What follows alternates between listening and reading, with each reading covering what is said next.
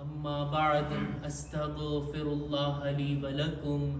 તમામ તારીફ અને હમદો સનાને લાયક એ પાક પરવરદિગાર છે કે જેનો લુત્ફો કરમ, જેની રહેમત બધાના માટે છે, જે રહેમાન પણ છે, જે રહીમ પણ છે। દુનિયાની તમામ મખલુકાત પર તેની રહેમત વસઅત રાખે છે, તે બધાને રિઝ્ક આપે છે, તે બધાને રોઝી અતા કરે છે, કારણ કે તે બધાનો ખાલિક અને માલિક છે। આ બંદોના શુક્રો છે કે જે ખુદાનો શુક્ર અદા કરવાના બદલે કુફરાને નિમતનો રસ્તો અપનાવી અને ગુનાહ અને માસિયતના રસ્તે જાય। દુરૂદો સલામ થાય મુહમ્મદ અને આલે મુહમ્મદ ઉપર।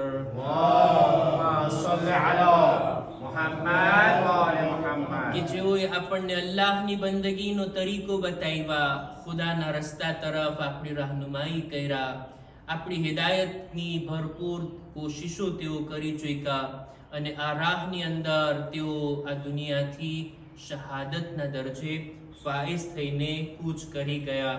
ખુતબાની શરૂઆતમાં પોતાની જાતને અને ત્યારબાદ આપ તમામ મુમિનીનને તકવા, પરહેઝગારી, ગુનાહોથી બચવા, નેક અને દીનદાર બનવાની ભલામણ કરું છું। નહજુલ બલાગા આપણા ખુતબે જુમાનો વિષય અને નહજુલ બલાગાનો 69મા નંબરનો પત્ર આપણે શરૂ કર્યા હતા કે જે હવે પોતાના આખરી મરાહિલમાં છે। આ પત્રની અંદર નહજુલ બલાગાના આ 69મા પત્રની અંદર અમીરુલ મુમિનીન હારિસ હમદાનને આ અખલાકી વાતો ભરેલું પત્ર લખે છે અને લગભગ 32 જેટલી અખલાકી વાતોને એક એક જુમલાની અંદર મુખ્તસર તौर પર અને ટૂંકમાં બયાન કર્યા। આ અખલાકી બાબતોનું એક લિસ્ટ કહી શકાય આ 69મા નંબરના પત્રને, કે ખુદાનો શુક્ર આપણે આ પત્રને 2-3 જુમલા કરીને ખુતબે જુમામાં તમારી સમક્ષ રજૂ કરી ચૂક્યા અને મને લાગે છે કે ઇન્શાઅલ્લાહ આવતા જુમાના આપણે આ પત્રને પૂરો કરશું। આજે 30મી અને 31મી ભલામણ આ પત્રની અંદર એને મારે રજૂ કરવી છે। મૌલા ફરમાવે છે કે વઈયાક અન યન્ઝિલ બિકલ મૌત વ અંત આબિકુમ મિન રબ્બિક ફી તલબિદ દુનિયા। આ જુમલાનો તર્જુમો કરું એ પહેલા આપણે બધા દુનિયામાં આવ્યા, આપણો જન્મ થયો કોઈ એક તારીખમાં, કોઈ એક જગ્યા ઉપર, કે તારીખ પણ આપણા હાથમાં નહોતી અને જગ્યા પણ આપણા હાથમાં નહોતી। આપણે બધાને દુનિયાથી જવાનું છે, બધાને મોત આવવાની છે, પણ ક્યારે આવશે તારીખ અને સમય આપણને ખબર નથી, કઈ જગ્યાએ આવશે એની પણ આપણને ખબર નથી, આપણા હાથમાં નથી ક્યાં મોત આવશે। અત્યારે આપણે અહીંયા રહીએ છીએ પણ જ્યારે મોતનો સમય આવશે ખબર નહીં ક્યાં હશું। અત્યારે 2025માં આપણે છીએ પણ આવનારા વર્ષોમાં કઈ તારીખ આપણા માટે લખાયેલી છે આપણને ખબર નથી, આપણા હાથમાં નથી અને એની વ્યાધિ આપણે કરવાની નથી। આવી હશે ત્યારે મોત આવી જશે એ જગ્યામાં ની સમયમાં।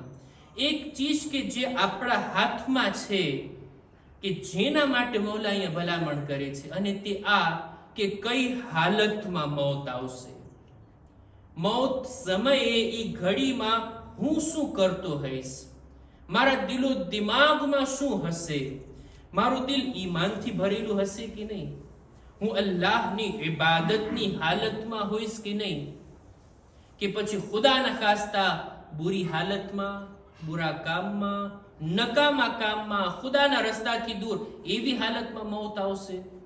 ઇન્સાનને આ બાબતની વ્યાધિ કરવી જોઈએ। એટલે જ મૌલા ફરમાવે છે કે વઈયાક અન યન્ઝિલ બિકલ મૌત, એ હારિસે હમદાન તું આ વાતથી બચ, આ સમયથી, આ કામથી બચ કે મોત તારી પાસે આવે, મોત તને લેવા માટે આવે ત્યારે તું ખુદાના રસ્તેથી ભાગીને દુનિયાની પાછળ પડ્યો હો। એવી હાલતમાં મોત આવે એવું ના બને, તું એવું કંઈક કર। ખરેખર આ બાબત ઉપર વિચાર કરવાની જરૂર છે। આખી જિંદગી હું એવી પસાર કરું કે મારી જિંદગીનો છેલ્લો સમય સૌથી સારો સમય હોય, જ્યારે મારે ખુદાની મુલાકાતે જવાનું હોય, જ્યારે મારી જિંદગીનો અંત આવતો હોય। આ જિંદગી જેટલા વર્ષ આપણે જીવા એ પૂરી થતી હોય, હતી અમુક લોકોની એવી વ્યાધિ, અને એટલે જ એ લોકો કોશિશ પણ કરતા. એવા નમૂનાઓ આપણને દેખાય છે કે એવા દાખલાઓ આપણી નજરોની સામે છે. આપણા વડીલો અને બુઝુર્ગોએ તો નજરોથી જોયું હશે. ઘણા લોકો એવા ખુશનસીબ હોય ને કે સારી હાલતમાં એમને મોત આવે. કેટલા એવા લોકો છે જેમને મસ્જિદમાં મોત આવી હોય, ફરશે અઝા પર આ દુનિયાથી ગયા હોય. કોઈ માણસ ઇબાદતની હાલતમાં હોય અને દુનિયાથી ગયું હોય, તહારતની અંદર હોય, વુઝુ કરેલા હોય અને દુનિયાથી જાય. મારી નજરમાં છે, મજલિસ પડીને મિંબરથી નીચે ઉતરા અને પછી એની રૂહ કબ્ઝ થઈ. કેવી સારી મોત કહેવાય. કોઈ ઝિયારતમાં ગયું હોય, કોઈ ઇમામના ઝાયર તરીકે હોય, કોઈ એહરામની હાલતમાં હોય, કોઈ ખુદાના મહેમાન હોય. હતા એવા લોકો કે જેઓની તમન્ના હતી કે ખુદા સાથે મુલાકાત થાય ને ત્યારે હું રોઝાની હાલતમાં જાઉં. છે એવા દાખલા. અમુક લોકો એવા હતા કે જેઓ દાઈમુસ સૌમ હતા. દાઈમુસ સિયામ એટલે વર્ષના વધુ પડતા દિવસોમાં રોઝા રાખતા. શા માટે? તમન્ના હતી કે ખુદાના ઘરનું જો આવે ને તો રોઝાની હાલતમાં આપણે ખુદાની બારગાહમાં જઈએ. જનાબે જાફરે તૈયાર, મૌલા અલીના ભાઈ, જંગે મૌતાની અંદર પોતે જખ્મી થઈને જમીન પર આવે છે. એટલું ખૂન બદનથી જુદા થઈ ગયું અને એમનો ગુલામ એમના માટે પાણી લાવે છે કે મૌલા, આ તમારી આખરી ઘડી લાગે છે, તમે પાણી પી લો, તમને પાણીની જરૂર છે. ત્યારે જાફરે તૈયાર કહે છે, આખી જિંદગી તમન્ના કરી કે હાલતે રોઝામાં મોત આવે. અત્યારે હું રોઝાની હાલતમાં છું, જો ઇફતાર સુધી જિંદા હઈશ તો પછી હું પાણી પીશ, નહીતર આ હાલતે રોઝામાં મારે ખુદાની બારગાહમાં જવું છે. અને તેઓ રોઝાની હાલતમાં દુનિયાથી ગયા. ઘણા બધા એવા નમૂના છે કે ઇન્સાન વ્યાધિ કરે. એટલે જ ઝિયારતે આશુરામાં આપણને એક દુઆ શીખાડવામાં આવી ને કે અલ્લાહુમ્મા જઅલ મહયાય મહયા મુહમ્મદિન વ આલે મુહમ્મદ. ખુદાયા અમારી જિંદગીને મુહમ્મદ અને આલે મુહમ્મદની જિંદગી જેવી બનાવો અને અમારી મોતને પણ એમના મોત જેવી બનાવો. સારી મોત, સારી હાલતમાં મોત આવે એની ચિંતા, ફિક્ર અને વ્યાધિ આપણા દિલો દિમાગમાં હોવી જોઈએ કે જેના તરફ મૌલા ધ્યાન અપાવે છે. ત્યારબાદ આગલી ભલામણમાં મૌલા કહે છે વ ઇયાકા વ મુસાહબતલ ફુસ્તાક. તું બચ, દૂર રહે ગુનહગાર લોકોની સાથે ઉઠક બેઠક રાખવાથી, ગુનહગાર લોકોથી નજદીક થવાથી તું બચ અને પરહેઝ કર. ફઇન્ન શર્ર બિશ્શર્રિ મુલ્હક. કારણ કે બુરાઈને ચોંટે છે, બુરાઈ ફેલાય છે ને બીજાઓને પણ બુરા બનાવી દે છે. બુરા લોકોની સાથે રહેવું, બુરા લોકો, ગુનેહગારોની સાથે ઉઠક બેઠક રાખવી ઇન્સાનને પણ ગુનાહ તરફ આકર્ષિત કરે છે. જેવાની સાથે તેવા થઈ જાય ઇન્સાન. જેવા લોકોની સાથે આપણે બેઠીએ, આપણે ચાહીએ કે ના ચાહીએ એનું કંઈ ને કંઈ અસર આપણી તરફ આવે છે. આપણા દોસ્તો જેવા હોય ને એવા રહેણી કહેણી, એવી આદતો, એવા ગુણ આપણી અંદર પેદા થતા જાય છે, આપણે ચાહીએ કે ના ચાહીએ. જેવી રીતના સારા ફળોની દરમિયાન એક સડેલું અને ખરાબ ફળ રાખી દો, ઓલા બધા સારા ફળ આને સારું નહીં કરી શકે, પણ આ બુરું ફળ બધાને બગાડી નાખશે, બધાને ખરાબ કરી નાખશે. એટલે જ બુરા લોકોથી દૂર રહેવાનું ઇમામ કહે છે. એમની સાથે તું ના બેસ, એમની સાથે તું મુસાહિબત અને ઉઠક બેઠક ના રાખ, કારણ કે એની પાસે જે બુરાઈ છે તને ચોટી જશે, ઈ તને લાગી જશે. ઘણી બધી હદીસો આના બારામાં નજરોથી પસાર થઈ. ગુરરુલ હિકમની અંદર અમીરુલ મુમિનીન હઝરત અલી ઇબ્ન અબી તાલિબ અલૈહિસ્સલામ, અલ્લાહુમ્મા સલ્લી અલા મુહમ્મદ વ આલે મુહમ્મદ, મૌલા ફરમાવે છે લા યસ્હબુલ અબરાર ઇલ્લા નુઝરાઅહુમ વલા યુવાદુલ અશરાર ઇલ્લા અશબાહહુમ. સારા લોકો હંમેશા પોતાના દોસ્તો તરીકે સારા લોકોને ચૂંટે છે અને બુરા લોકો હંમેશા પોતાની જેવા બુરા લોકોની તલાશમાં હોય. સારા લોકોની સાથે રહીએ ને તો આપણા અખલાક પણ સારા થાય. બુરા લોકો સાથે રહીએ, થોડાક સમયમાં આપણે ચાહીએ કે ના ચાહીએ એના જેવા શબ્દો આપણી જબાન પર ચડી જાય, એના જેવી હરકતો આપણી બોડીમાં પણ આવી જાય, એને જેવી ચીજો પસંદ છે આપણા માટે પણ એ ચીજો પસંદ અને સારી લાગવા મળે. આ અસર છે, આ બુરાઈનો અસર છે. પેલા આપણે એને બુરો માનતા હોય, એના કામોને બુરા માનતા હોય, પણ એ બુરા સાથે રહેવા લાગીએ ને તો આપણને એ સારું લાગવા લાગે.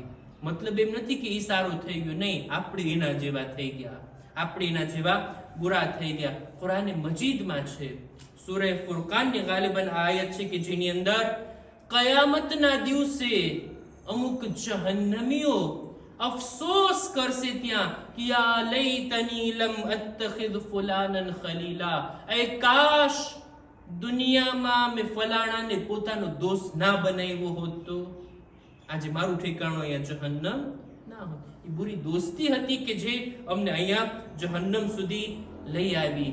આ રીતના મૌલા બુરા લોકોથી દૂર રહેવાની ભલામણ કરે છે.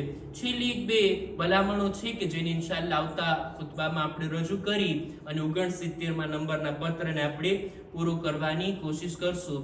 અહેકામ અને મસાઇલની અંદર આપણે રોઝાના મસાઇલ જે બયાન કરી રહ્યા હતા, મુસ્તહબ રોઝા કે જેની ઘણી ફઝીલત છે, ખાસ કરીને માહે રજબ અને માહે શાબાનના રોઝા. રજબ મહિનાની પણ અમુક મખસૂસ તારીખો, જેમ કે હવે આવી રહી છે 27મી માહે રજબ, ખૂબ સવાબ છે આ રોઝો રાખવાનો. માહે શાબાનના રોઝા અને એની અંદર પણ 15મી શાબાનનો રોઝો, કેટલી તાકીદ અને ફઝીલત છે. આ વાતને ધ્યાનમાં રાખવી જોઈએ કે જે કોઈના માહે રમઝાનના કઝા રોઝા હજી બાકી હોય અને કઝાની નિયતથી ન રાખ્યા હોય, એ લોકો મુસ્તહબ રોઝા નથી રાખી શકતા. એ લોકોને હક નથી કે તેઓ મુસ્તહબ રોઝા રાખે. પેલા ઓલા કઝા તો કરો, પેલા જે બાકી રહી ગયા છે વાજિબ છે એને તો અદા કરો, ત્યારબાદ આ મુસ્તહબ રોઝાની ફઝીલતની પાછળ જઈએ. એના માટે આપણા ઉલમા ફરમાવે છે કે આવી તારીખો, આ ફઝીલત વાળી તારીખો, એની અંદર જો ઇન્સાન કઝાની નિયતથી રોઝા રાખે તો એના કઝા પણ અદા થઈ ગયા, એ પણ ભરાઈ ગયા, એ પણ એની ભરપાઈ થઈ ગઈ, અને સાથોસાથ આ મુસ્તહબ રોઝાની ફઝીલત પણ એને મળી જાય, કારણ કે આ તારીખની અંદર એને રોઝો રાખ્યો છે. આ બાબતનો ખાસ ખ્યાલ રાખવો જોઈએ કે પહેલા વાજિબ છે અને ત્યારબાદ મુસ્તહબ, પહેલા કઝા કરવાના છે અને ત્યારબાદ આપણે મુસ્તહબ તરફ ધ્યાન દેવાનું છે. ખાસ કરીને ગયા રમઝાન મહિનામાં જો કોઈના રોઝા છૂટ્યા હોય તો આવતો રમઝાન મહિના સુધી એની પાસે ફુરસત હોય કે એના કઝા કરી નાખે.